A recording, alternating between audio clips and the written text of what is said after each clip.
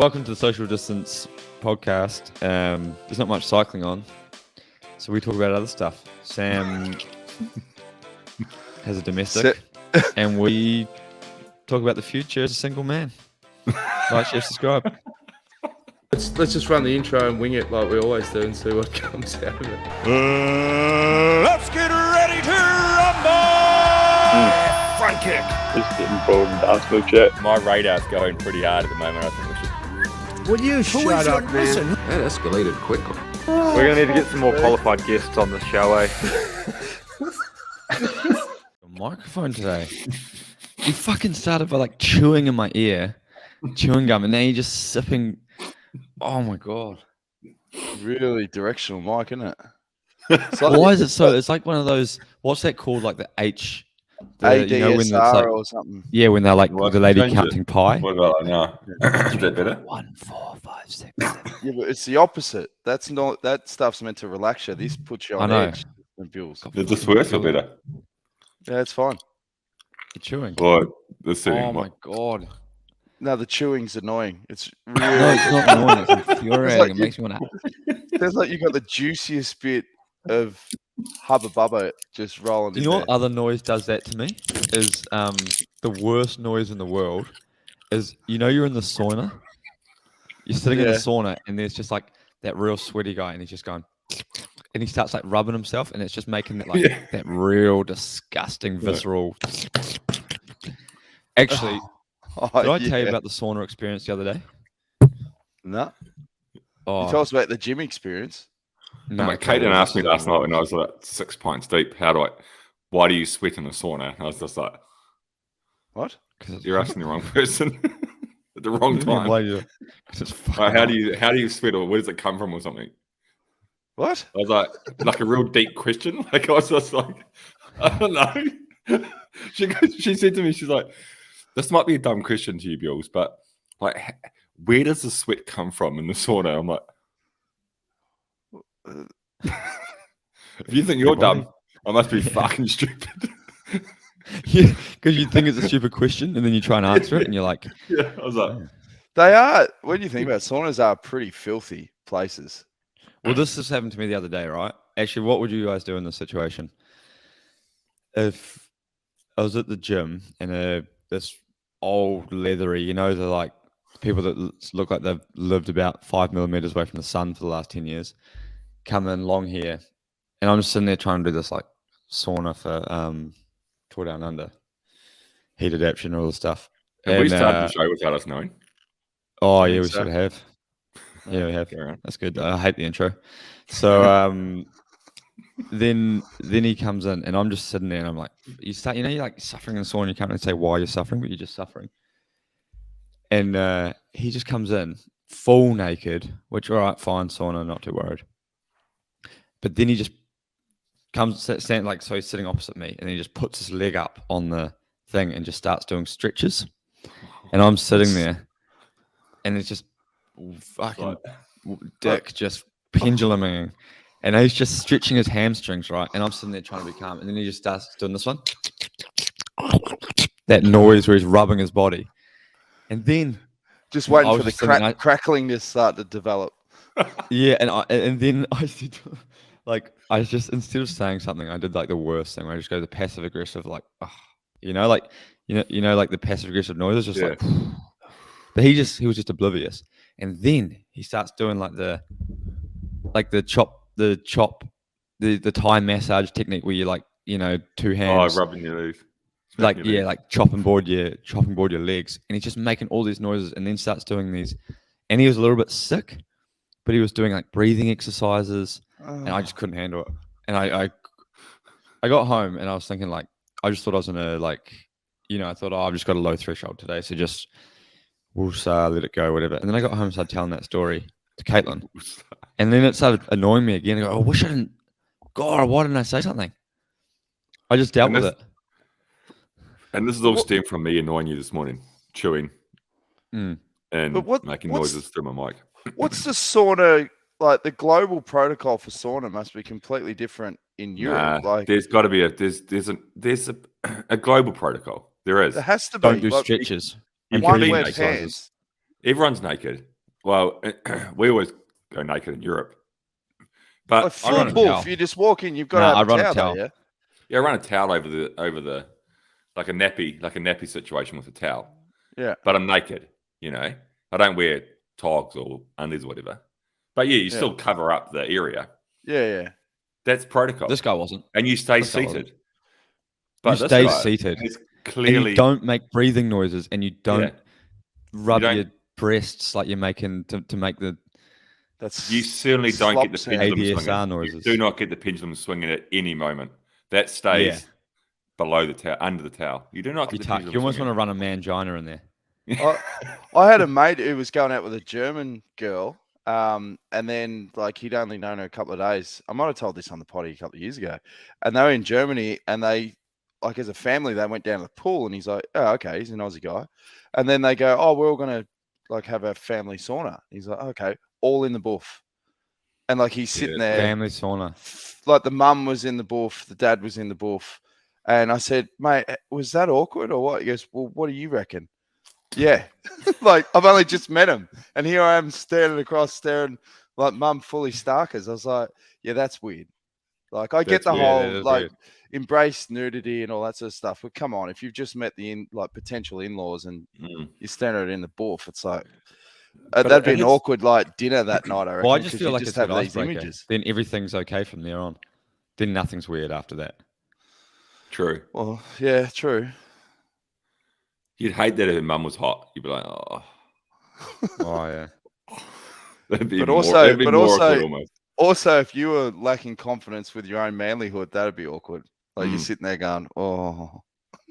The old man just just gets giving you the up, once starts over. stretching, and Yeah, The old man's man's like, like, breathing exercises. It's not going to work. at that out. point you'd be like, all See right, it. you've broken protocol now. Yeah. Do you think that that's just a power play from the dad, though? Do you think the dad was like, right, running a good operation, and he's like, we're just going to establish dominance early on, everybody naked in the sauna? Yeah. Or maybe they've got some sort of fetish where they're like, well, let's check him out. Well, what's the So- protocol? What's the sauna protocol down in Aussie, Jonesy? Well, like, yeah, you've got to have a towel. Like, people frown if you don't have a towel for starters. But outside of that, you know, people wear clothes. Like, no one's ever in the buff. Like, if you went in the Then they're buff, like a t-shirt on, track pants. oh no, like you know, if you have like speedos or footy shorts. That's how or whatever. That's how people sauna on the South Island of New Zealand. They go Yeah. Like gold down there.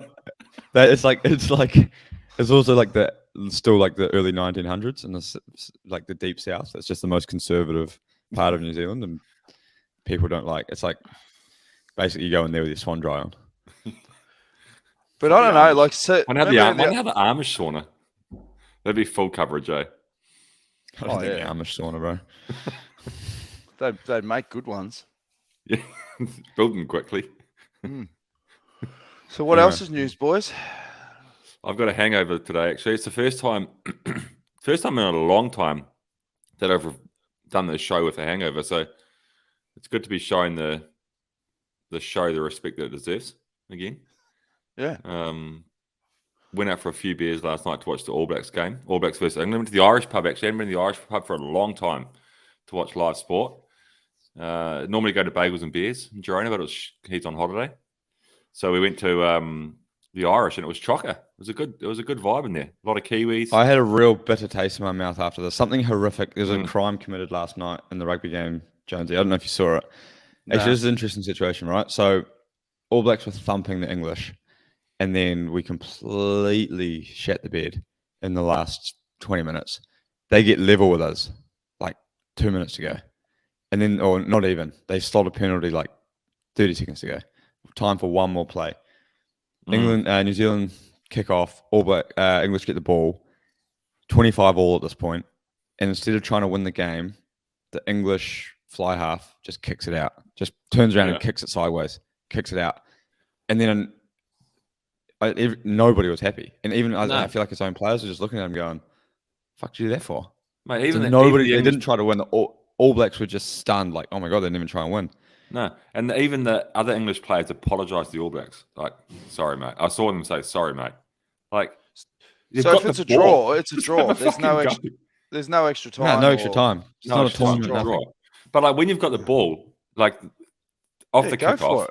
he catches the ball. In general, the rule is, even though it's over 80 minutes, it's the 81st minute or something. You can play the game until the next stoppage of play. So until the next penalty, the next knock on, whatever, and then the game would stop. So you have, so run the ball.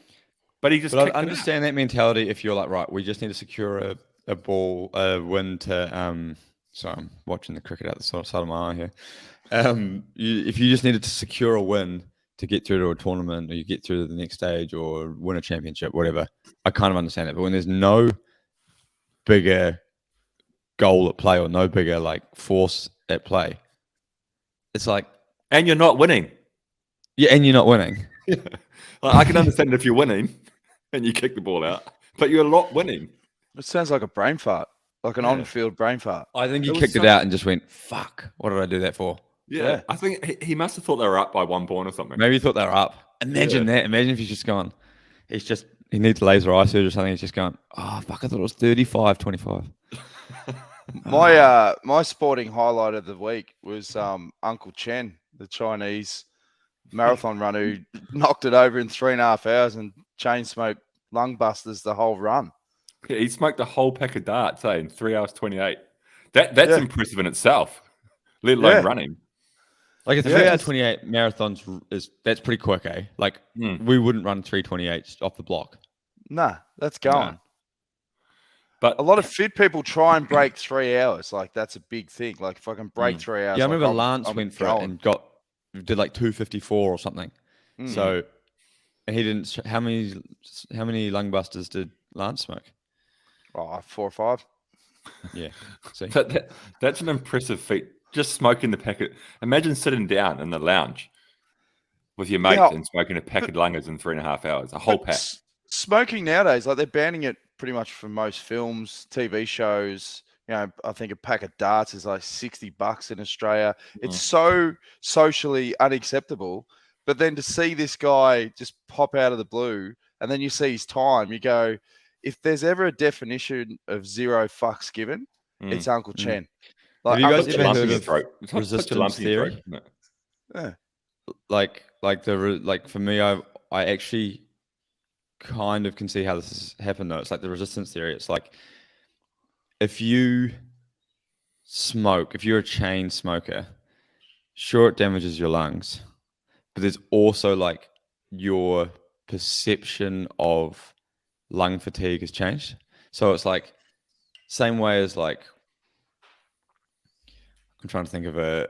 So you reckon his lungs are so cooked that the pain of running the marathon is like, well, I've had worse mornings after exactly 2 boxes of lung busters. This isn't that bad. Yeah, it's just basically it's like they used to smoke ciggies for warm-ups back in the day. Like back in the day, they would be drinking whiskey in the bottles. Actually, which came around again, and I remember when Etiquette were making the gels that had alcohol in them because they realized like, hold on a minute. This tastes like speeds up those things. Jesus. Yeah, and then it's like, and then it's like speeds up the absorption of the alcohol, of the carbs. But I just feel like if you can smoke 28 darts sitting on your couch, running 3.5 hours with or without darts, 3.5 hour marathon, it's just meant like this guy's just a bit tougher. It's a bit more resilience. And he's clearly he's clearly trained for the marathon to run 3.5. So, like, was he smoking darts? That must have been part of his training schedule, just smoking darts while he ran. Because, well, he's obviously made a conscious decision to be like, I'm going to smoke darts while I'm running the marathon. Like, he's gone. Yeah, he's not just like he's gone. He's not just bumming ciggies around the pack. Yeah, he's made a conscious decision to have a crack at the world record for how many darts can you smoke in a marathon. And I reckon it's a record that a lot of people just go, I'll leave that one alone. Uncle Chen can have it. Like, I don't think there's going to be many that'll put their hands up. Because the process as well is like for him jogging and then once he's finished the dart, like lighting it up again whilst running. Like, I think a lot of smokers struggle when they're standing still. Did you see that guy It's who ran hard for us at the moment to pick up, to sort of dissect bike races because there's obviously no bike races happening. So we're just turning to bizarre athletes like Chang. But speaking of left field athletes, or not left field athletes, but left field sponsored athletes, we've got a horse in the race at the moment, don't we? Yeah. Ollie Wood. Yeah. We'll get him on the show at the end of the series, but he's racing the UCI Track Champions League, which is a 4-part series, 4 weekends in a row. Mallorca last weekend, Berlin last night, and then I think there's 2 in London, or something like that. Probably should know, I suppose. But he won last night. Actually, won the scratch race.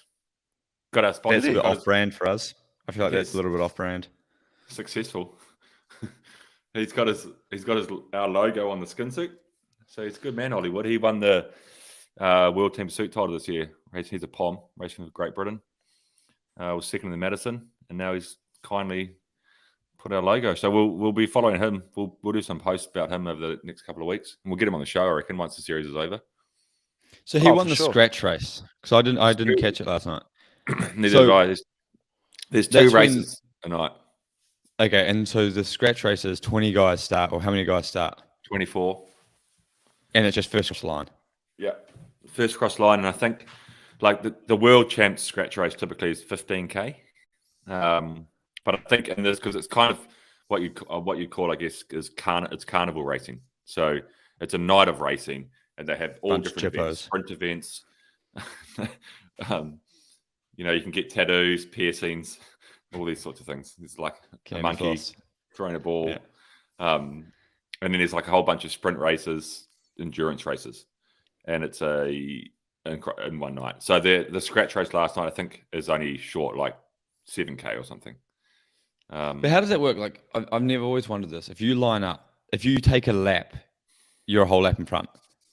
Yeah, you win. Do people take laps in scratch races? Yeah, all the time. So if you So then if what you happens? take Is they just coming into the final? There's like 3 guys that have taken a lap. Does everyone else have to get out of there? Nah, because they're racing for the minor placings. So that's where it gets real hectic. So last week they took a lap. The guys that won. So Mark Stewart, he's a Scottish bloke who rides for Black He's Spoke. pretty Kiwi, isn't he? Yeah, we'll claim him. Okay. He's a good man. He's a good man, so he deserves to be claimed. But he won last weekend. But they took a lap in the scratch race, and I was watching it with Hannah, and I said, "Oh, they took the lap with 1 lap to go or something." And I was like, "I wouldn't." So they take the just made contact with the back of the Palo with a lap to go. Yeah. But my opinion as an onlooker was like, don't take the lap, because all it's going to do is you're going to chuck yourself in the middle of 24 people. You're going to make the sprint. Oh, you so can much stay more 300 messy. meters in front or 200 meters in front. Yeah, Just flapping off the back. yeah, because then you've got a clear run at the sprint. Yeah, but how do you But- arrange that? How do you arrange it with? Yeah, you can't. How many guys are you taking a lap with? 3 guys. 3 guys, I think. Yeah, or 4 guys. Maybe. So you're at 190 beats a minute, and you go, "Hey boys, should we maybe not take a lap?" And Yeah, exactly. But worked out fine for Mark because he cleaned them up. But yeah, it's an and so interesting. they were sprinting amongst the Palo. Yeah, Didn't this happen in the crit you did in? I remember you telling me a story about this when like Shanghai or something. A bunch of people took a lap the whole field. Oh, that was in Hong Kong, yeah. But Mahorich, I was with Mahorich up the road, and it was just like this kind of exhibition criterium in Hong Kong at the end of the season. And I had to ride my bike for like 3 weeks, and we had to go because Greenedge was, I was working at that with the- one, I think. Yeah, you were there, Jonesy. Yeah, because I was thinking, shit, Billy might win a race here. Exhibition Here we race go. where they've we arranged the go. winners, and he's just gone, Yeah. "Fuck yeah, I'm going for it." No, it was full on. It wasn't arranged winners. It was a proper race. Oh. But we were just there because the team was trying to do a deal with this company in Hong Kong or something, and we were there, and Bahrain was there as well. And I think, well, was it a Lamprey then or something? I can't remember. Yeah, And Lamprey then- were there. And then we took a lap, me, Mahorich, and about 6 or 7 others. We lapped the field, but then we got away again. And then I remember Mahorich saying to me, like, he just looked at me and says, "Mate, you and I are the strongest 2 in this race. Let's just go again." And I was looking at him like, "Nah, bro, I'm not one of the strongest 2 in this race." I was on the fucking limit. I hadn't ridden for 3 weeks. I think we'd been on the piss the night before. And then he just went off and just took a lap again by himself. So he lapped the field twice. Everyone else lapped the field. 10 of us lapped the field once. How He long lapped was the a field lap? twice. Oh, like quite long. Like It was a couple of a Ks. K or something. Yeah. K, 1.5 K or something. Mm. He was the only one who clearly was in any sort of decent condition. And I Well, got spit. Another thing, 12th or something. Another thing people want to know, Bills, is how's it all going now that it's official? I could have ironed that shirt, fresh, couldn't I? a fresh DS straight out of the packet. Why have they given you they've actually tailored that shirt, if you're watching on YouTube, a picture of Sam. They've tailored it to have the DS gut, like for you to grow into a DS gut. Like, look how wide it flares out down the bottom. Yeah. They're like, it. oh, he's still a bit lean, but he'll grow into it. Mm. Yeah. I feel like I could fit it better this morning after last night. So you literally ripped it out of a packet and chucked it straight on. Yeah. Yeah. Yeah, Rich. I actually, no, to be fair, I did get that shirt 24 hours before that photo, and I just took no responsibility to sort it out. And I just put it in my room, still folded. It And then I looks woke like up in the those morning. first day of school photos, you know, when the kids at primary school get in front of the Remy's all right, classroom. though. Remy's cleaned himself up. He looks good, doesn't he? Yeah. But how was the camp, Bills? Did you Yeah, it was start good. We saying, listen, guys, I know I'm only new, but I run a pretty tight ship. I don't take any shit. I'm not going to be all bogging down, and don't ask me what the fucking weather's doing. Find it out yourself. I'm here purely to get the best out of you guys, and it starts with a serious kick up the ass. Let's go. Is that sort of how it went down? Nah. Okay. No, so I've joined Israel Premier Tech next year as a sports director, which was I'm pretty excited about that. Like, I've been working, having conversation with them for a few months actually, and took the role on for next year. So yeah, we had 3 days of meetings in Barcelona. I had the sports director's course the week before. It was actually a big 10 days for me. Like, I hadn't been in a classroom since I was at school, and half those times I was not really vacant. I was vacant in those classrooms.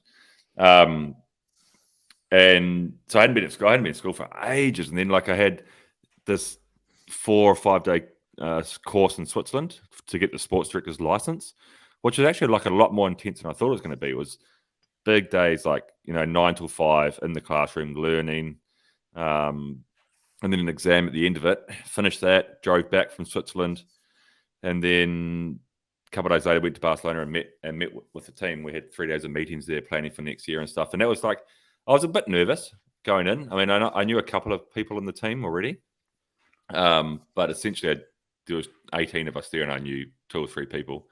So I was meeting a whole bunch of new people, stepping into a whole new role, whole new job. Obviously, being a bike rider for so long, kind of used to that. But it was a good few days meeting everybody, great people, lots of ambitions. So next year's going to be really exciting. I'm looking forward to it, actually. Did you have to do a test for the sports director's course? And if so, could you like saddle up to the bloke next to you like high school and go, hey, mate, that 3, it's B, isn't it? It's like, no, it's C. It's like, yeah, no, I was just testing you. Just change it. Was it that sort of gear? Yeah. It was. We had to do it. We had 2 hours. So we had an exam at the end, which was 65 multi-choice questions. And that sort of sounds easy, multi-choice, because you think before choices are. Yeah. But the answer's always in front of you with a multi-choice, So I kind of thought, like, as long as you pay attention in the classrooms, which I had done, and the night before we had a little bit of a study group with myself, TJ Van Garderen, Sebastian Langeveld, a couple of other people. And so we had a bit of a study group, and I really felt like we were on top of it. I was like, oh, we all seem to be pretty good. And then I got into the exam, and it was in the middle of the velodrome at the UCI Centre. So the UCI Centre is obviously where all the officers and the president and all that stuff work for UCI, but there's also a velodrome there. And we're sitting in the middle of the velodrome, so it's pretty cold. And how many were you? How many people were you? There was 90 of us. So and how much did it cost to sit this course? €1,800. So yeah, you do the math. Jeez. Yeah. And if you fail, you've got to go back again and do the whole course again next year. And pay another €1,800. Pay another €800. So I didn't want to fail. No. But then, like I was saying, like multi-choice, we've done a study group the night before, and it feels like we're all on top of it. And then, and B, it's a multi-choice. And the answer is always in front of you. So like, even if you're not really sure, you'll see the answer. Go, oh, that's right. That's obviously the answer, mate. It was actually pretty hard. So we had 65 questions. You had to get 45 right. So you could only get 20 wrong, 70% pass rate. And I remember sitting in the exam, like, in the first question that came up, like, it's auto-generated. So I think that not everybody was getting the first question for me wasn't the same as the first question for the guy next to me. You know, it was like kind of random. And no, remember, that's a good way to. That's actually a good anti-cheat cheating mechanism. Yeah, It's all on iPads or something. Yeah, on your computer. Then so surely like you can Google it. Yeah, I don't know. That was a thing. Is like they let you use a computer. So if you wanted to, you probably could have had something in front, like on your computer, like your notes, or I don't know, and just done a little. I mean, they had people walking around and making sure you weren't cheating, and of course, Yeah, but nobody. I think that's like, surely then, if you ever see some guy who's made it through as a director and doesn't know how to sign on a team, Yeah, he's just been in the notes.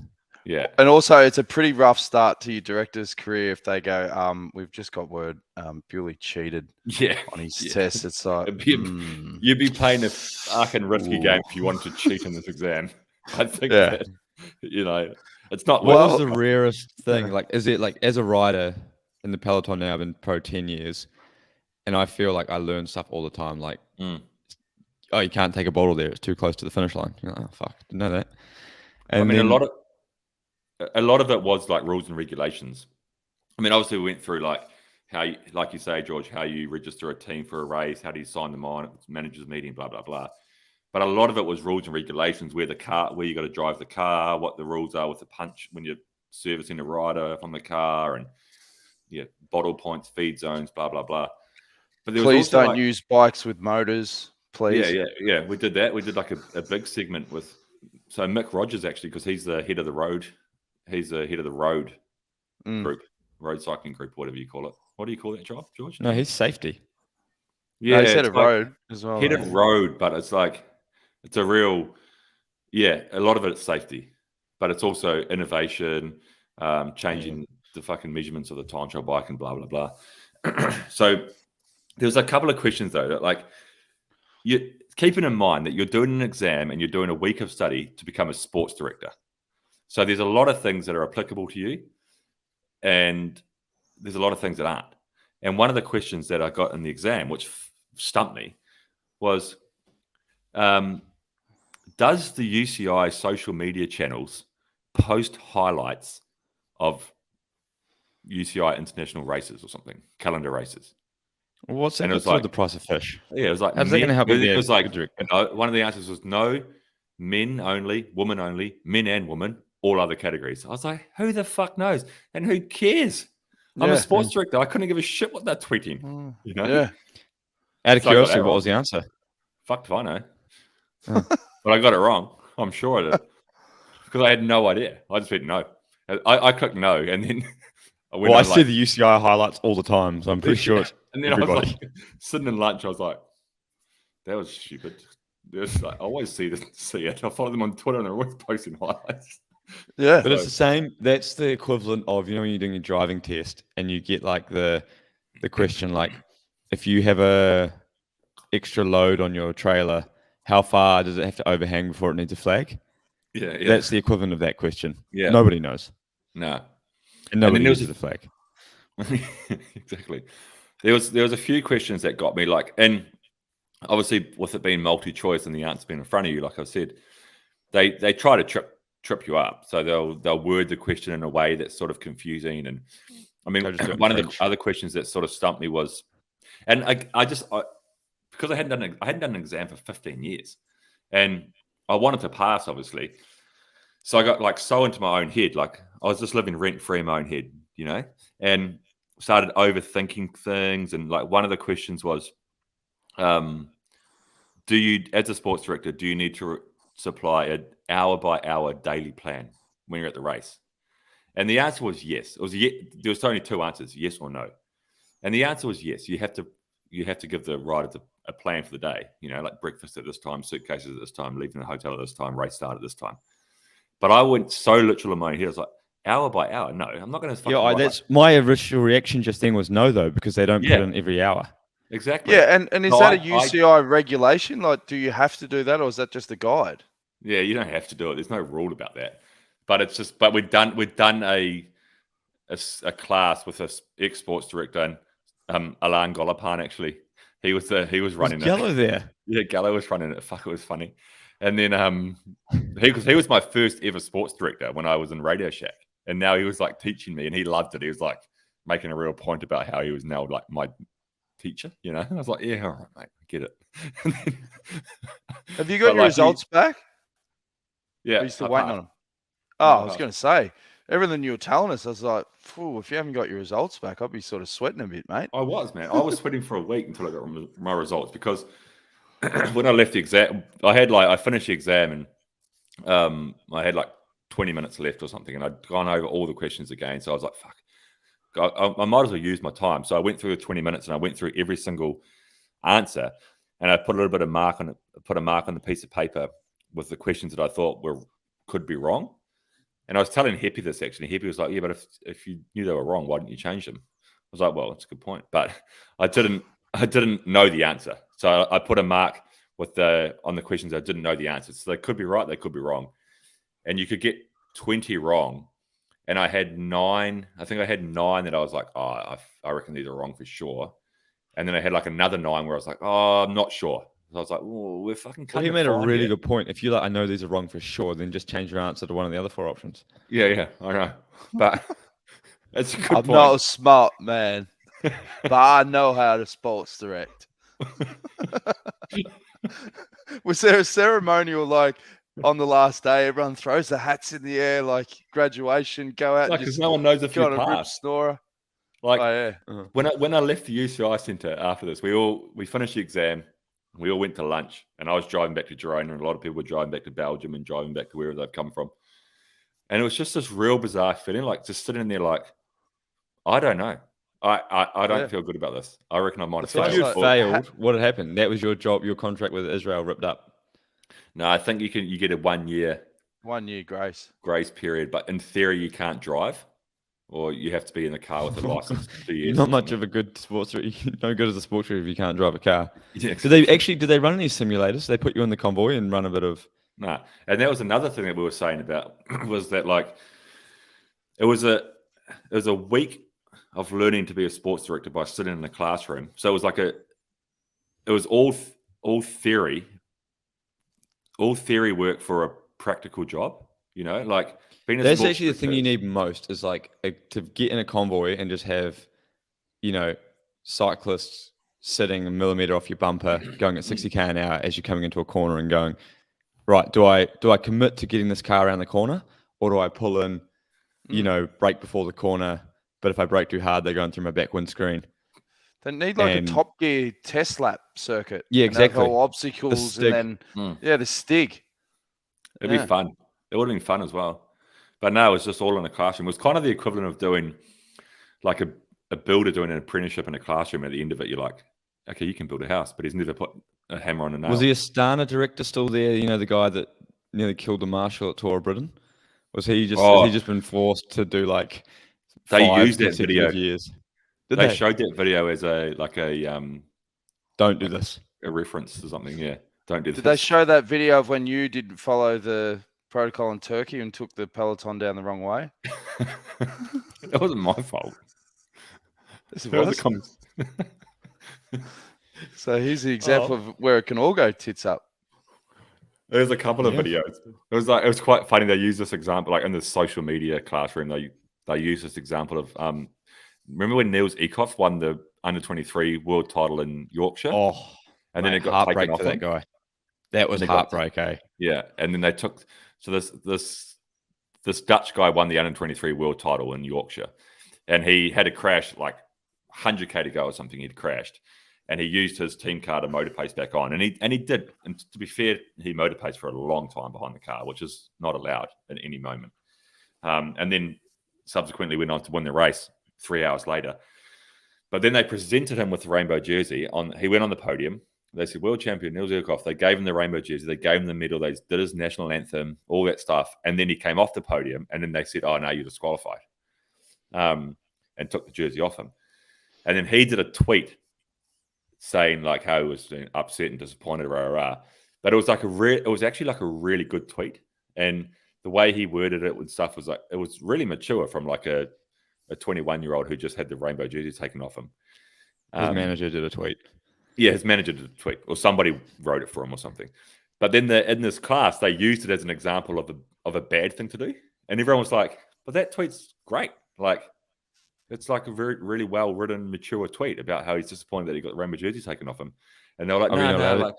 And then like we all started like, "Oh, you just don't want anyone to say anything bad about the UCI." Like just like there's like 20 people just going at this lady who's like trying to give us this course on social media, and that's probably why I didn't know the question about the highlights, because we just were like just going like, yeah, but that's an awesome tweet, like good on him. Like I would have used that as an example of what to write. Like just like she's like, oh, but no, like don't say anything. We're like, oh yeah. Oh jeez, if they're sensitive about social media, they clearly don't watch the podcast.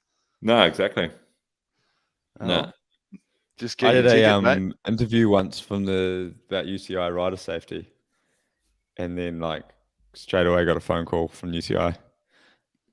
Just basically pull your head in to stop criticising.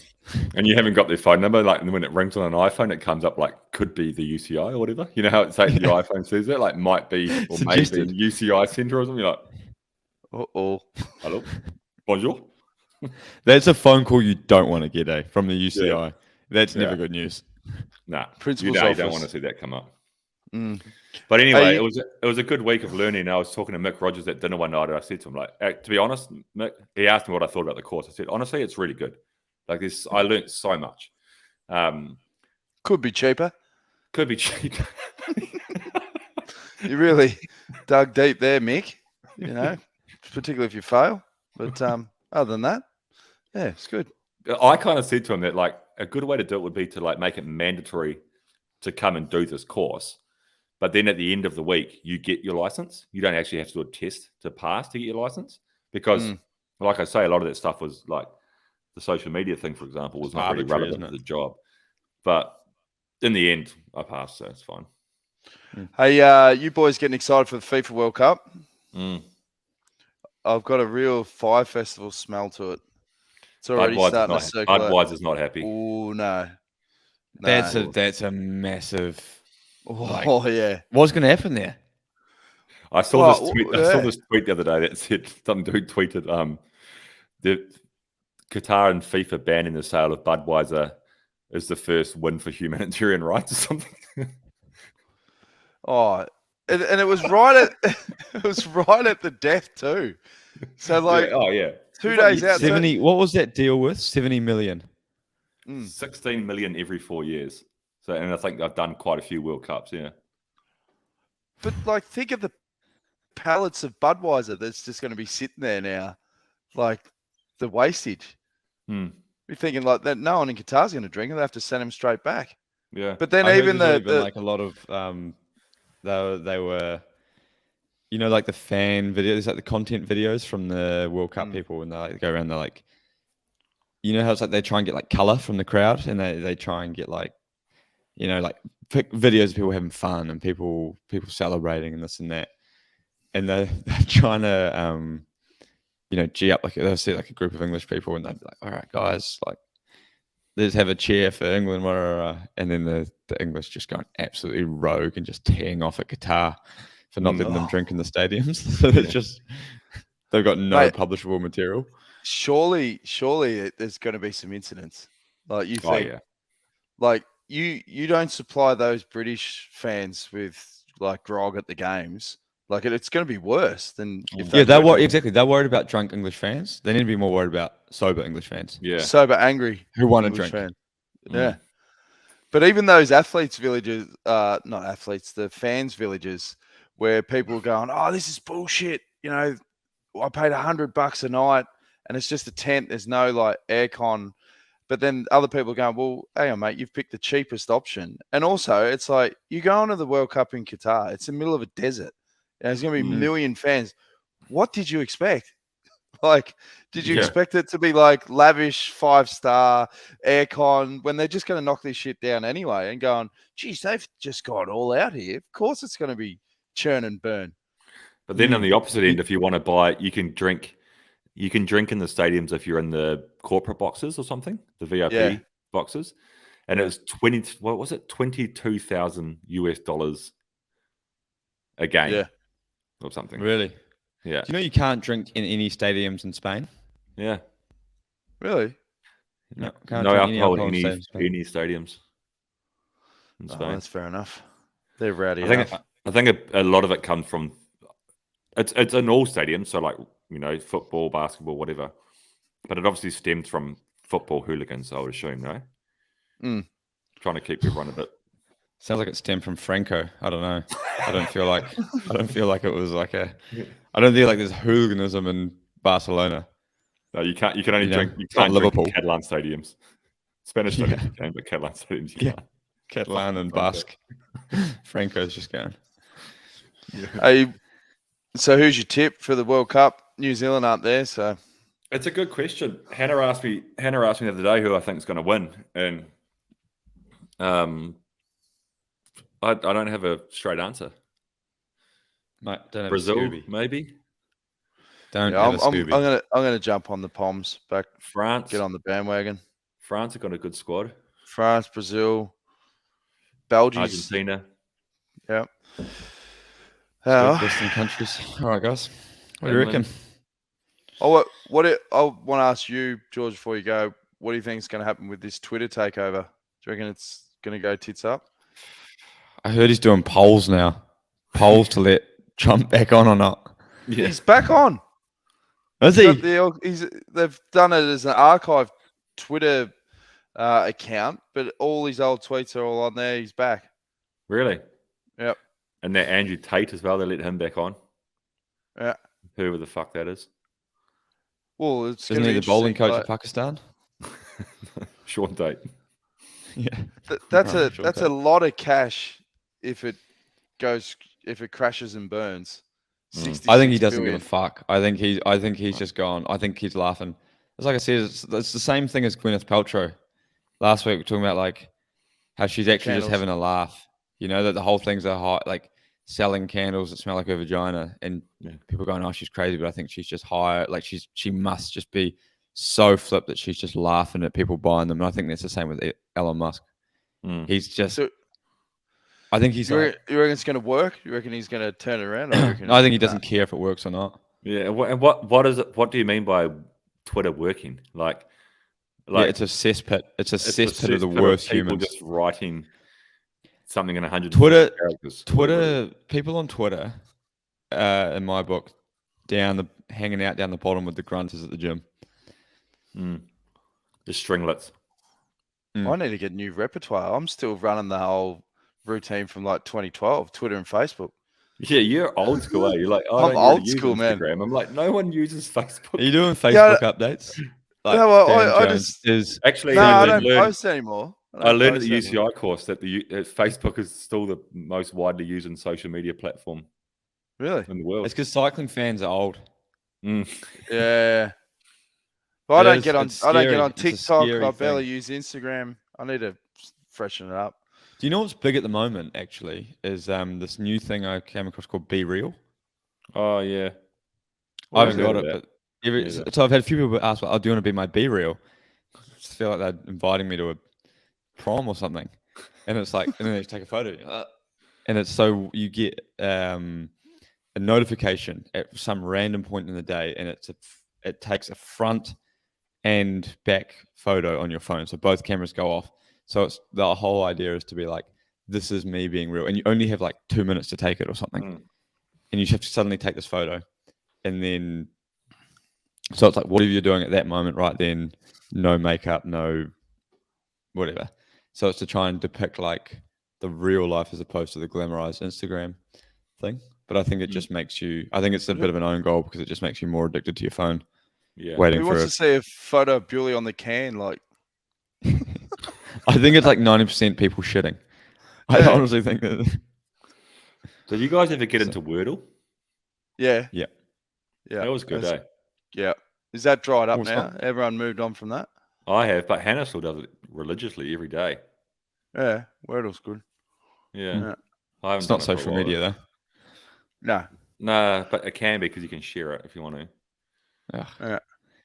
But, Oh, and before we go, I watched that Tour of Southland video last week, George. what is that one? Yeah, I saw that in your notes. What is it? When George flicked that rider and didn't wait when he crashed. Oh, And then do I you know heard what, his though? interview afterwards when he was pissed off. And after seeing the vision, I was like, mate, you're lucky you didn't get belted. Like, he did try to choke you out after On the finish, but rewatching you that deserved stage, on rewatching that It's stage, a dog act. it's so funny how I envisioned that at the time, and then rewatching it, going like, what was I up to? I didn't. Oh, slow down. yeah. And then he said in the interview, he goes, I you know, pinned the ears these back. riders in Europe, there's obviously different rules over there. It's real disappointing. I was like, Yeah. man, he went soft on you. but he was really good in the interview, but it's quite funny when you look back on it when he said like, you know, like he named Rowley. He's like, oh, Hayden Rolston understands the, you know, the ethics after racing in Europe, but you know, some guys obviously still got a lot to learn, or you know, but that, like when you, it's just funny when you like at this point of the in your life and you look back on that and what you've done since then, you know, like one of the best bike riders to ever come out of New Zealand internationally. But like then it's so funny to see the evolution of a person on inside. Cheeky little shit that just breaks All I all couldn't the believe in that protocol. video though was my arms. Where did that? How far out my arms stick? And how long your Wings. hair was? Yeah, real long hair. Real long hair, running a big rat's tail. And you had to go on the podium for some jersey, and you just had this face of guilt, just like, like waving the Young hand, just rider, going, yeah. get me off. Like it was a That dog was a act. tough watch. Just for me. being choked out on the line. Maybe we could share. Maybe we should put that video up. Maybe we can. It's pretty. Yeah, funny. let's clip it up. Yeah. That Otherwise, was a real tough watch for me though. I struggled to watch that. Oh, I just watched it because I was just enjoyed watching some old school cycling footage. Like I watched the whole What was thing. Bauer up to? Yeah, I know. He went on the Hale. Just hit out Berry, 20k to go. Yeah. Jeez. He looked young as well. He was national champ at the time, wasn't he? He was so strong. Or he is so Yeah. strong. But he was much stronger than anybody else back then. It was. Yeah. And what about Rowley? Like he just rode as hard as he could from the bottom to the top. Like there was just no tactics. He just started riding was the real evi- hard from the Tour bottom. of and just Southland was hoping the everyone would get dropped. equivalent of. It's a cycling equivalent of playing like village cricket. Yeah. It's like, or park cricket in Australia, you know? It's like, no one knew what we were doing. Everyone was attacking everybody, talking about unwritten rules when, you know, it was like, we'd heard this myth of unwritten rules in cycling. Like, it was kind of like the fashionable thing to do, like talk about unwritten rules and panache and this.